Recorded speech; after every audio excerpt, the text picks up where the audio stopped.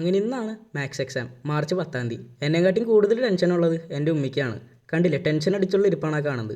എനിക്ക് ഏറ്റവും കൂടുതൽ ഇഷ്ടമില്ലാത്ത സബ്ജക്റ്റും അതുപോലെ തന്നെ ടെൻഷനും പേടിയുള്ളൊരു സബ്ജക്റ്റാണ് മാത്സ്. സത്യം പറഞ്ഞാൽ ഇന്നലെ രാത്രി ഞാൻ മര്യാദ കിടന്നുറങ്ങിയിട്ട് പോലും ഉണ്ടായിരുന്നില്ല.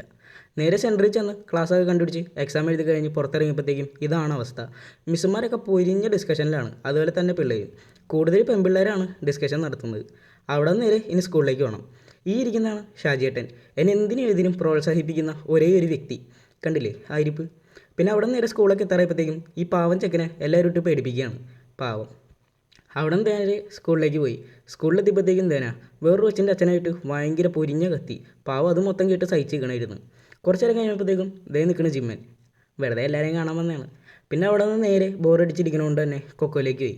അവിടെ നിന്ന് ഓരോ ഷേക്കും കുടിച്ച്. പിന്നെ ഇന്ന് എക്സാം ആയതുകൊണ്ട് ഞാൻ നോമ്പ് പിടിച്ചിട്ടുണ്ടായിരുന്നില്ല. അതുകൊണ്ട് തന്നെ അവിടെ നിന്ന് ഒരു ഷേക്കും കുടിച്ച് പതുക്കെ ഞങ്ങൾ രണ്ടുപേരും കൂടെ ഇറങ്ങി. ബോറടിച്ചുള്ള ഇരിപ്പായതുകൊണ്ട് തന്നെ വെറുതെ പാറമടയുടെ സൈഡിൽ പോയിട്ട് കുറച്ച് നേരം ഇരുന്ന്.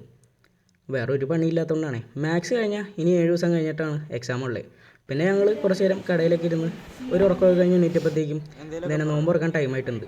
ആമിയുടെ ഫസ്റ്റ് നോമ്പായതുകൊണ്ട് അവൻ്റെ കുറേ തള്ളം കേട്ട് പിന്നെ കുറേ നേരം ഇരുന്ന്.